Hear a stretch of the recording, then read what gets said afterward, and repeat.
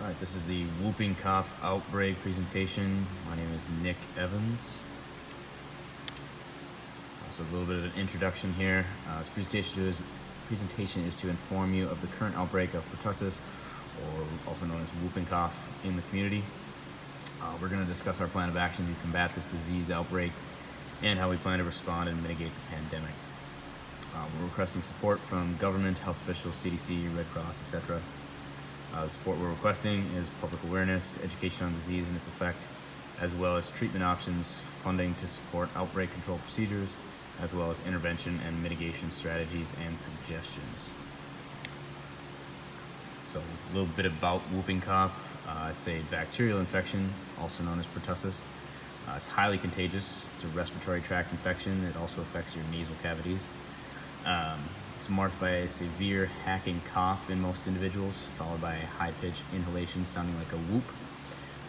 This disease mainly affects younger adults or children. It spreads mainly through coughing, sneezing, through airborne respiratory droplets, saliva, skin-to-skin contact.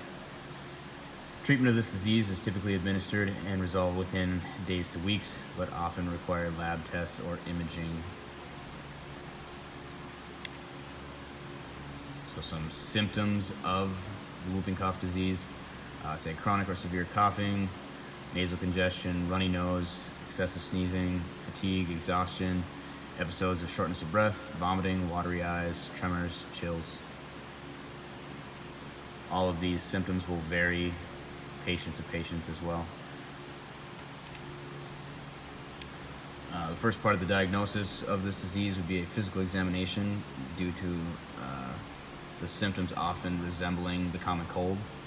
So you may have bloodshot and watery eyes, fever, severe hacking dry cough, and it's typically a whooping sound in adults where the name comes from. It's more of a gasping sound in children. So the second part of the diagnosis would be a laboratory examination. It's typically necessary and involves a nasal or throat culture for bacterial examination. This would involve blood tests, see if there are elevated blood cells, chest x-ray for checking for lung inflammation or possible fluid in the lungs. The treatment of this disease is actually fairly simplistic. It's mainly treated with antibiotics, IV fluids to counteract dehydration, rest, and a DTaP vaccine for those who are not infected, typically every 10 years, to hopefully prevent the future spread of the disease. So some preventative measures to be taken would be just basic cough etiquette and hygiene techniques such as hand washing. DTaP vaccines, as I mentioned in the last slide, to be administered to healthy individuals to prevent any further spread of this disease. So a little overview of our action plan here.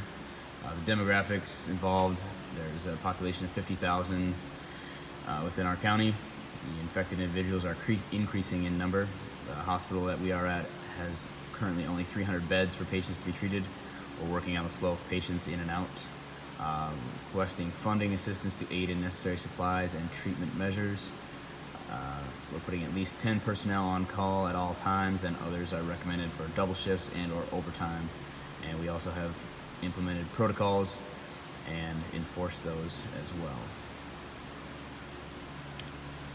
So some recommendations. Local health officials order an emergency to be declared and find a center to house more hospital beds and treat overflow of patients if necessary.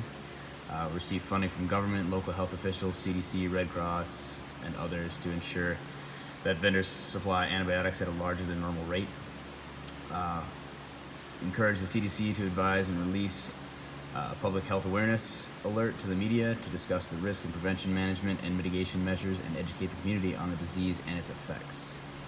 Also request for surrounding community medical professionals to aid us in resolving the issue at hand and prevent any further outbreak.